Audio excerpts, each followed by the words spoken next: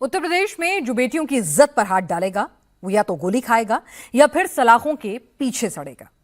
बदायूं में 4 साल की मासूम से हैवानियत करने वाला अबरार, मुजफ्फरनगर का साइको रेपिस्ट सत्तू और बुलंदशहर का दुष्कर्मी इरफान।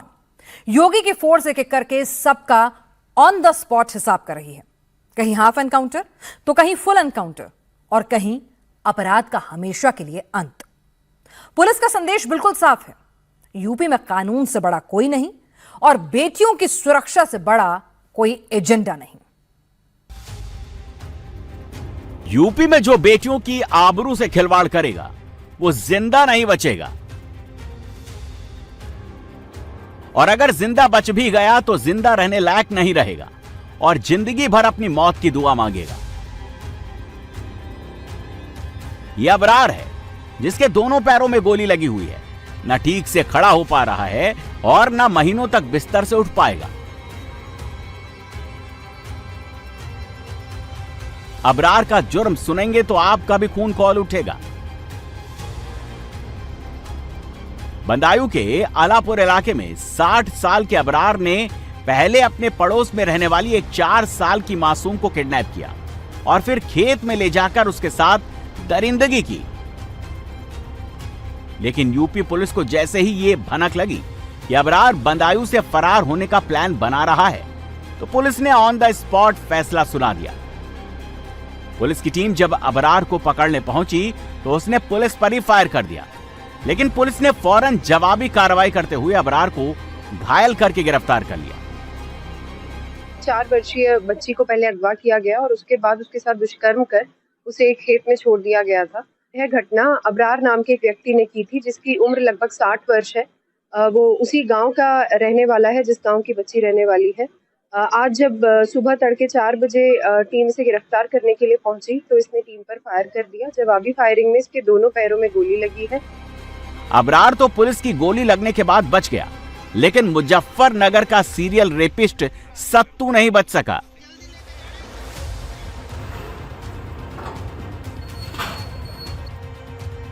पुलिस ने 25,000 रुपए के इनामी बदमाश सतपाल उर्फ सत्तू को एनकाउंटर में मार गिराया। सत्तू कोई मामूली अपराधी नहीं बल्कि एक साइको रेपिस्ट था।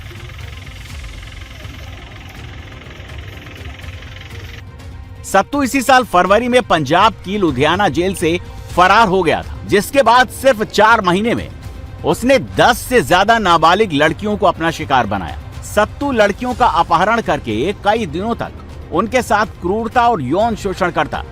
उस पर हत्या, डकैती, लूट, रंगदारी, हत्या के प्रयास और दुष्कर्म समेत 30 से ज्यादा गंभीर आपराधिक मामले दर्ज थे। लेकिन 19 जून को मुजफ्फरनगर में एक नाबालिग लड़की की किडनैपिंग के बाद पुलिस ने सत्तू को पकड़ने के लिए 10 विशेष टीमें बनाई।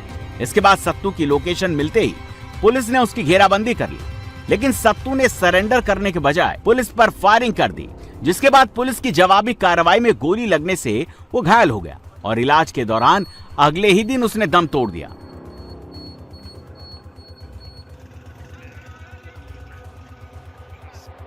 बदायूं और मुजफ्फरनगर के साथ ही बुलंदशहर में भी पुलिस का रेप के आरोपी का हिसाब कर दिया। जहांगीराबाद इलाके में चाकू दिखाकर किशोरी के साथ दुष्कर्म करने वाले इरफान का पुलिस ने हाफ एनकाउंटर कर दिया।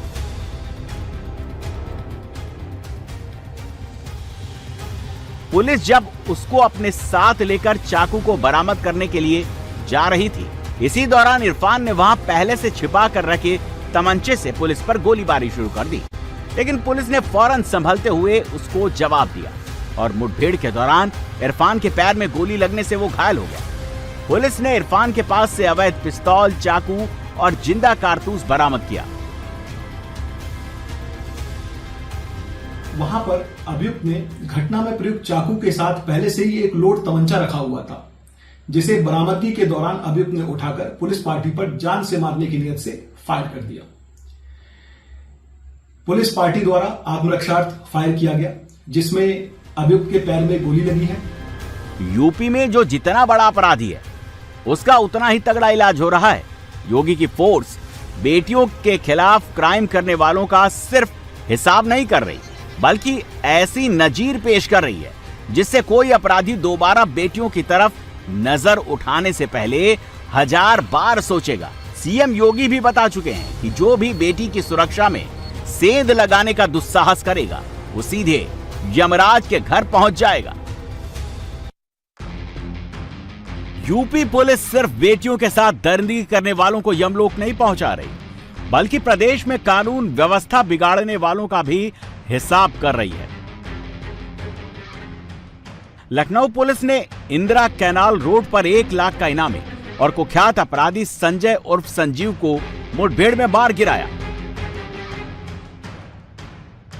बिल्डर संदीप सिंह हत्याकांड में संजय मेन शूटर था। 27 जून को बिल्डर संदीप को 6 गोलियां मारकर मौत के घाट उतार दिया गया था। संजय इस हत्याकांड के साथ ही अंबेडकर नगर, बस्ती और अयोध्या में भी हुए कई मर्डर के मामलों में शामिल था और पुलिस को लंबे समय से उसकी तलाश थी।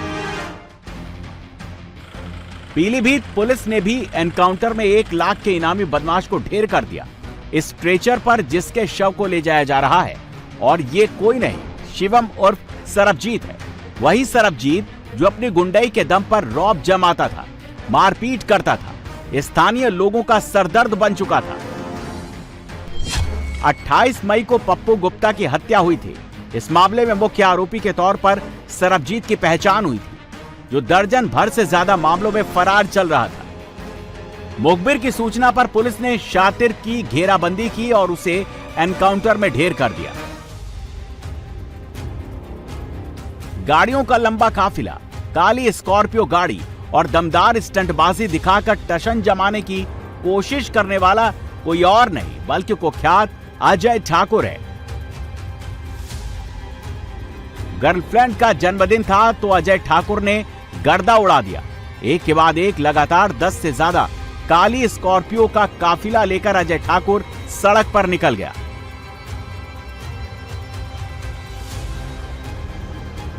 सोशल मीडिया पर अजय ठाकुर की ये कोई पहली वीडियो नहीं है, बल्कि इसका इंस्टाग्राम अकाउंट ऐसी रील से भरा पड़ा है जहां रील बनाकर अजय ठाकुर दबंगई दिखाया करता है।